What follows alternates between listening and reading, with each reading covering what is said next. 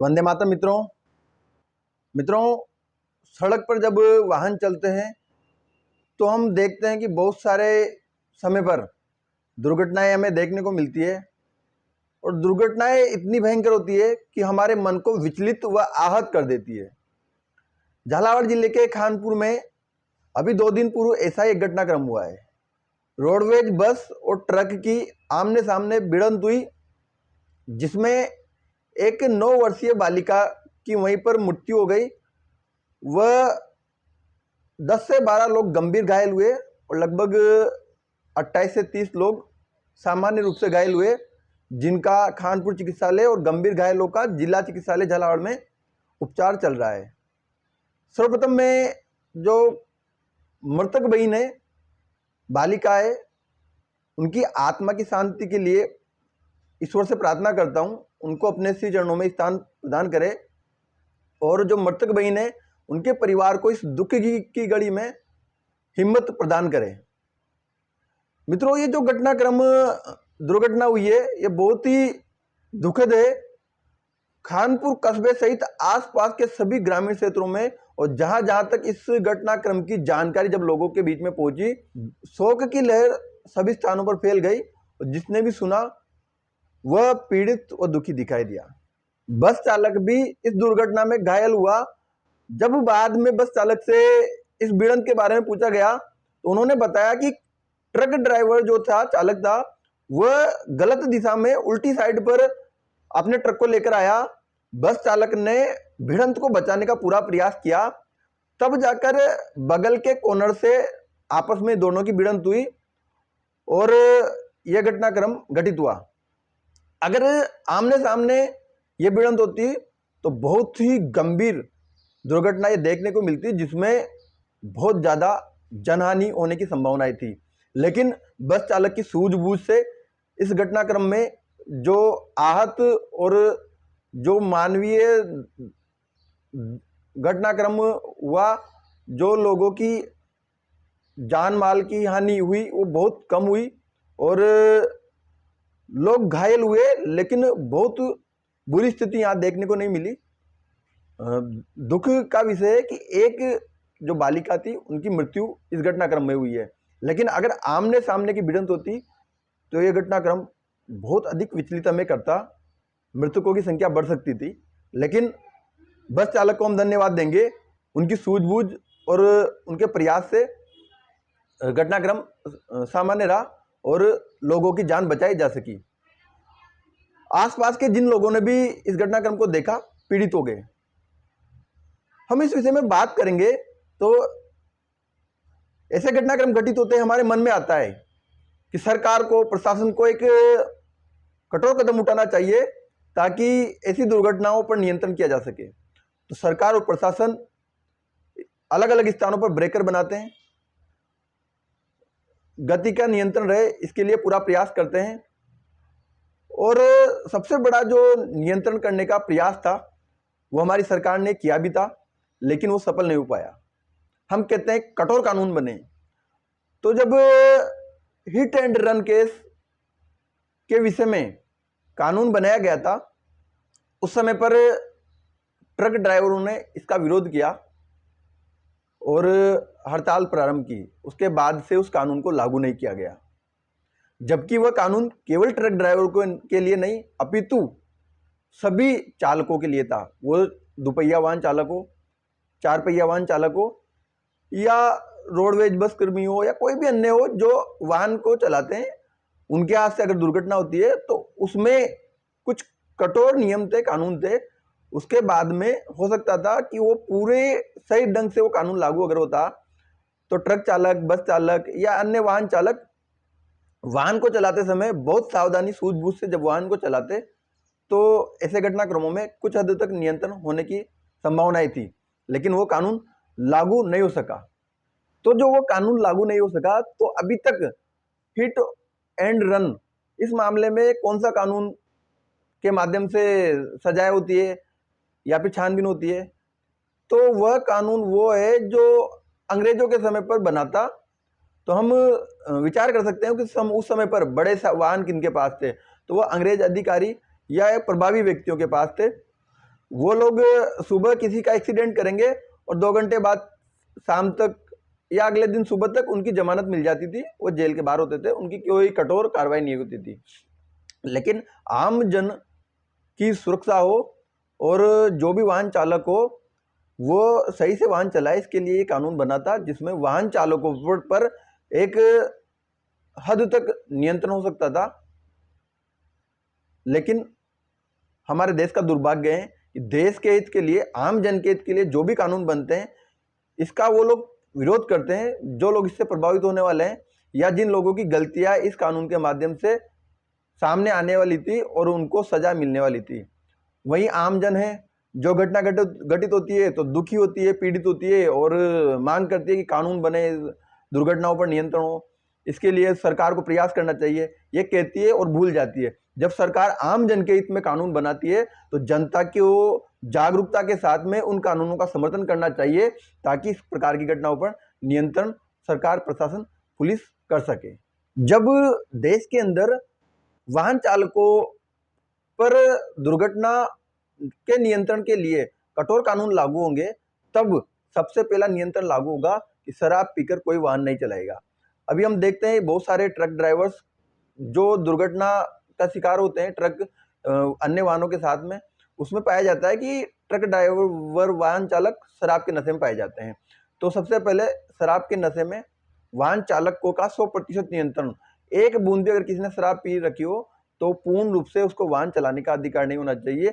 ऐसा कठोर कानून देश के अंदर लागू होना चाहिए। वही दूसरा प्रभाव होता तो वो होता कि जो वाहन चालक वाहन चला रहा होता वो पूर्ण रूप से परिपक्व होता। आजकल हम देखते हैं किसी को 4 दिन, 1 महीना, 2 महीना नहीं हुआ, वो बड़े से बड़े वाहन को लेकर हाईवे पर, सड़क पर निकल पड़ता है। वो न तो अपनी स्वयं की चिंता करता है, न ही किसी अन्य व्यक्ति की चिंता करता है कि अगर कोई दुर्घटना घटित होगी तो स्वयं के साथ साथ अन्य व्यक्ति की भी जान को नुकसान हो सकता है, ये उस बात की चिंता नहीं करता। लेकिन जब कठोर कानून देश के अंदर लागू होगा तो जो ट्रांसपोर्ट कंपनी के मालिक होंगे वह केवल और केवल प्रशिक्षित वाहन चालकों को ही अपने वाहन के को चलाने के लिए रखेंगे। ये हमें देखने को आने वाले समय पर मिलेगा। साथ में सड़क दुर्घटनाओं पर नियंत्रण के लिए जो ट्रक ड्राइवर्स होते हैं, उनमें एक ट्रक में 2 से 3 वाहन चालकों को नियुक्त किया जाना चाहिए, क्योंकि ट्रक जो ट्रांसपोर्टेशन का काम करते हैं उनको देश भर में लंबी दूरी तय करनी होती है और ऐसी स्थिति में ट्रक ड्राइवर आधी अधूरी नींद में बिना आराम किए लंबी दूरी तक वाहन को चलाते रहते हैं। ऐसी स्थिति में भी कभी नींद की झपकी आना, कभी थकान, ऐसी स्थिति में भी दुर्घटना होने की संभावना बनती है। तो जो ट्रक है उसमें 2 से 3 पूर्ण रूप से परिपक्व वाहन चालक होने अति आवश्यक है, जबकि अभी के समय में केवल एक ही परिपूर्ण वाहन चालक होता है और 1 या 2 अन्य उनके जो हेल्पर होते हैं, जो नए नए होते हैं, उनको कोई विशेष अभी चलाना आता नहीं है या वो ट्रेनिंग पीरियड में होते हैं, लेकिन उनको भी वाहन संभला दिया जाता है कि चलाओ, उस्ताद जी आराम कर रहे हैं, नींद निकाल रहे हैं। और ऐसी स्थिति में भी हम दुर्घटना का शिकार अन्य वाहनों के साथ ट्रक को होते हुए देखते हैं, ऐसा देखने को मिला है। ये तो हो गई ट्रक चालकों की गलती की बात। वहीं पर कुछ गलतियां हम भी करते हैं। हम भी जल्दबाजी में, हड़बड़ाहट में, कम समय में अधिक स्थानों पर पहुंचने या अधिक दूरी को तय करने को लेकर तेज गति में वाहन चलाते हैं। बिना नींद या थकान की स्थिति में भी हम वाहन चलाते हैं। या शादी विवाह के समय पर हमने एक रिश्तेदार के यहाँ पर शादी अटेंड कर ली तो फिर अपने वहाँ से दूसरे स्थान पर जाने की जल्दी होती है, या कभी कभी अपने परिवारजनों को घर छोड़ के पुनः दूसरी जगह पे हमें जाना है। ऐसी जल्दबाजी को लेकर भी दुर्घटनाएं हमने देखने को मिली है, होती रहती है। और ये भी बहुत बड़ा कारण है दुर्घटनाओं का, जिसका जिम्मेदार हम स्वयं होते हैं और उसका खामियाजा हमें अपने पूरे परिवार को भी भुगतना पड़ता है। ऐसा ही घटनाक्रम हमने झालावाड़ जिले के खानपुर के समीप गांव बरायता का भी देखा है, जिसमें एक पूरे परिवार शादी ब्याहों में गया था, वहां से आने की जल्दबाजी और पुनः दूसरी जगह पर जाने की जल्दबाजी, ऐसा मुझे लोगों से चर्चा के माध्यम से जानकारी जो जहां तक ध्यान है वो है, हुआ था। और वहां पर भी पूरे परिवार को बहुत बड़ी दुर्घटना का शिकार हुआ था। कई लोगों की उसमें जान गई थी और कई लोग बहुत गंभीर घायल हुए थे, जिनका उपचार लंबे समय तक चला था। ये भी बहुत दुखद घटना उस कुछ समय पहले की थी।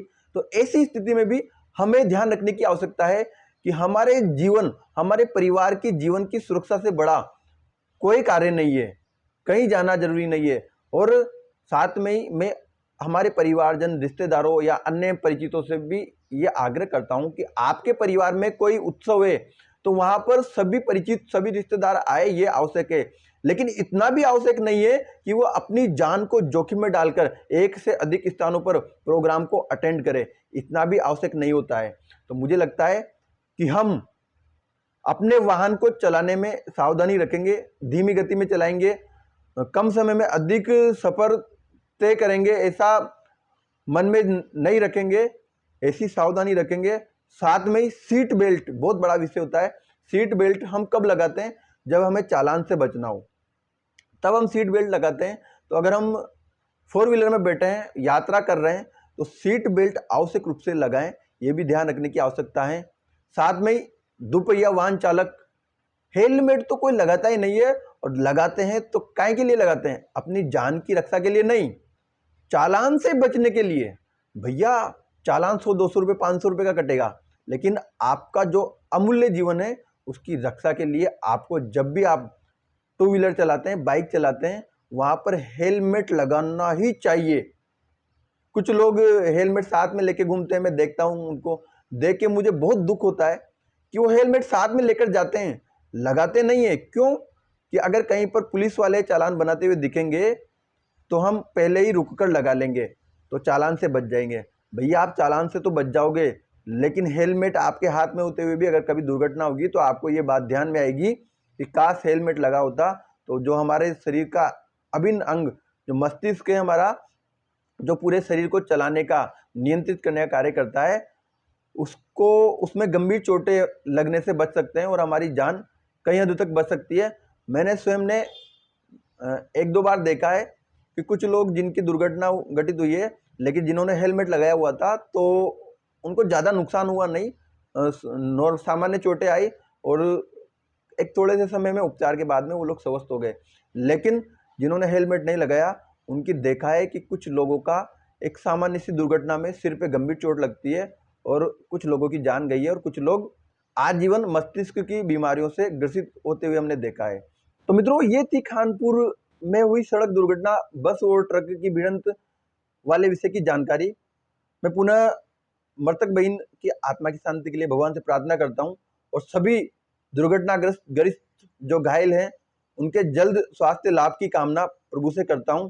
सभी का स्वास्थ्य जल्द सुधरे, सभी जल्द स्वस्थ हो, ऐसी कामना करता हूं। इस वीडियो में हमने जानकारी रखी है कि सरकार प्रशासन का क्या प्रयास हो सकता है दुर्घटनाओं को रोकने के लिए, साथ ही ट्रांसपोर्ट जो कंपनी के मालिक है उनका क्या प्रयास हो सकता है, वो किस प्रकार से अपने वाहनों में पूर्ण रूप से परिपक्व वाहन चालकों को ही अपने वाहन को चलाने के लिए रखें। साथ ही आम जन का अपने स्वयं की सुरक्षा के लिए क्या प्रयास हो सकता है, ये पूरा विषय विस्तृत रूप से हमने इसमें रखा है। उम्मीद है ये वीडियो और जानकारी आपको अच्छी लगी होगी।